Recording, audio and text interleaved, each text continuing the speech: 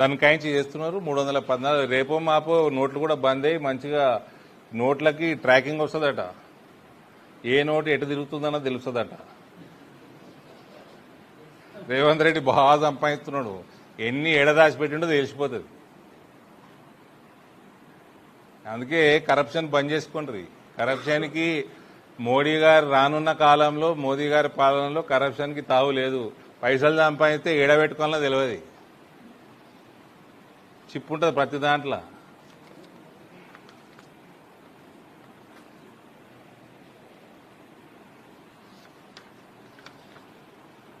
అరవై కోట్ల భారతీయులకి ఆయుష్మాన్ భారత్ కింద 5 లక్షల రూపాయల ఇన్సూరెన్స్ ఎక్స్టెండ్ అవుతా ఉంది కవరేజ్. మన రాష్ట్రంలో ఇక్కడ అది ఇంప్లిమెంటేషన్ సరిగ్గా లేదు.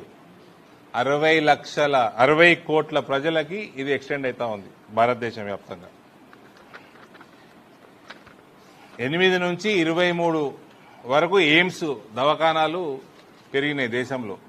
ఎంబీబీఎస్ సీట్లు 51,000 నుంచి 1,30,000 సీట్లకి పెరిగింది.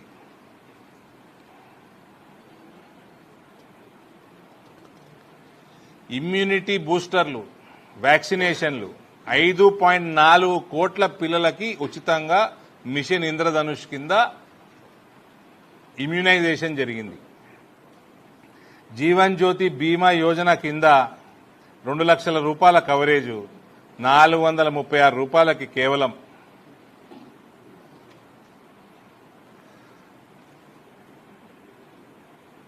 అటువంటి స్కీమ్ని ఆల్మోస్ట్ ప్రతి భారతీయుడికి చేరేటట్టు జరుగుతూ ఉంది కార్యక్రమం.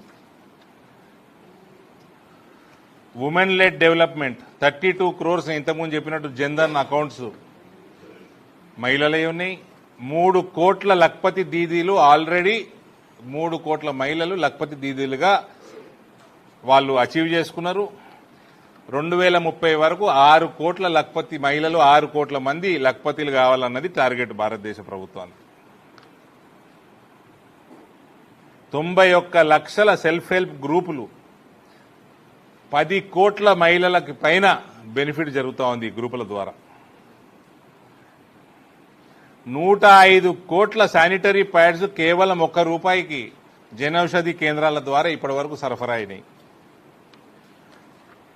Sex ratio birth improved from 918 to 929. 1000 మంది మగపిల్లలకి 918 నుంచి 929 గ్యాప్ తగ్గింది. గర్ల్ చైల్డ్ బర్త్ రేటు పెరుగుతూ ఉంది. మెటర్నిటీ లీవ్ 12 వారాల నుంచి 26 వారాలుకి పెంచిన ఘనత నరేంద్ర మోడీ గారి ప్రభుత్వంది. లేడీ ఆఫీసర్స్ 3,000 నుంచి 11,000 వరకు మన ఆర్మ్డ్ ఫోర్సెస్ లో పెరిగిన ఘనత మోదీ గారి ప్రభుత్వంలో. ఇన్కమ్ ట్యాక్స్ ఎగ్జెంప్షన్ 2 లక్షల రూపాయలు ఉండే, ఇవాళ 12 లక్షల రూపాయల వరకు ఎగ్జెంప్షన్ ఉంది.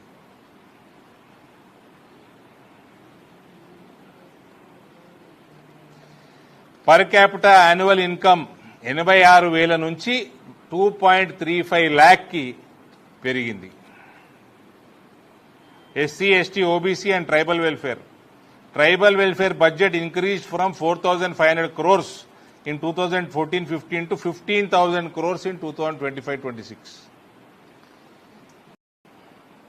63% beneficiaries of PM ఫసల్ బీమా యోజన 63% ఫసల్ బీమా యోజనలో ఎస్సీ, ఎస్టీ, ఓబీసీ రైతులు.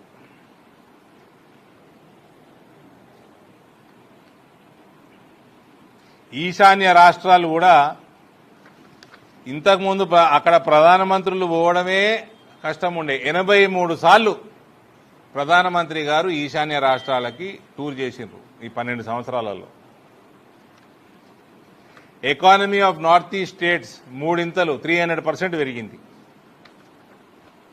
అరుణాచల్ ప్రదేశ్, మేఘాలయ, నాగాలాండ్, త్రిపుర, మిజోరం 100% రైల్వే ఎలక్ట్రిఫికేషన్ అయిపోయింది.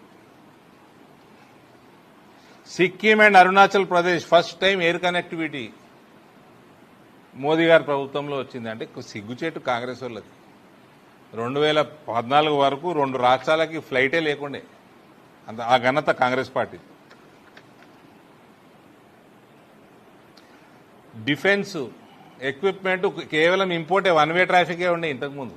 ఇవాళ 38,400 కోట్ల ఎక్స్పోర్ట్స్ చేస్తా ఉన్నాం. భారతదేశంలో వాడే డిఫెన్స్ ఎక్విప్మెంట్ 65% దాదాపు ఇక్కడనే మ్యానుఫ్యాక్చర్ అయితా ఉంది. ఇప్పుడు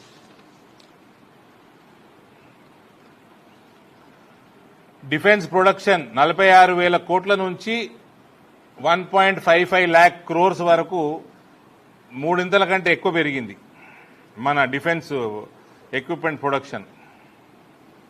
100 దేశాలకు పైన మన డిఫెన్స్ ఎక్విప్మెంట్ కొంటా ఉన్నాయి ఇవాళ. India responded firmly after Uri and Pulwama, and Operation Sindhu reinforced zero tolerance against terrorism.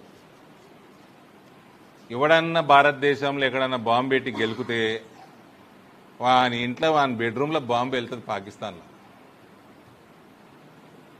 అట్లా తయారైంది భారతదేశం. ఇదివరకు వాడు వచ్చిండు, ఆ బాంబేలో వచ్చిండు, తాజ్ హోటల్ చంపేసిపోయిండు, ఎవడు ఇష్టానుసారంగా చేస్తుండే. ప్రతి నెల ఒక సీరియల్ బాంబ్ బ్లాస్ట్ అవుతుండే రైళ్లను, గుడిలను. ఇవాళ అటువంటి ఎక్కడ కూడా భారతదేశంలో లేదు. ఏమన్నా చిన్న గెలికినా వాళ్ళ టెర్రరిస్టు హెడ్ క్వార్టర్లు ధ్వంసమవుతున్నాయి. ఇక్కడ బటన్ అవుతుంది, అక్కడ ధ్వంసమవుతున్నాయి. భారతదేశం దిక్కు కన్నెత్తి చూడకుండా చేసింది.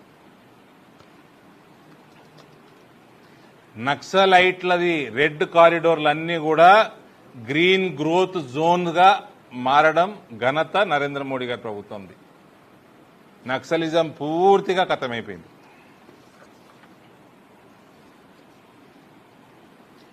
కోవిడ్ మహమ్మారి సమయంలో 30 కోట్ల వ్యాక్సిన్లు 99 దేశాలకి సరఫరా భారతదేశం చేసింది.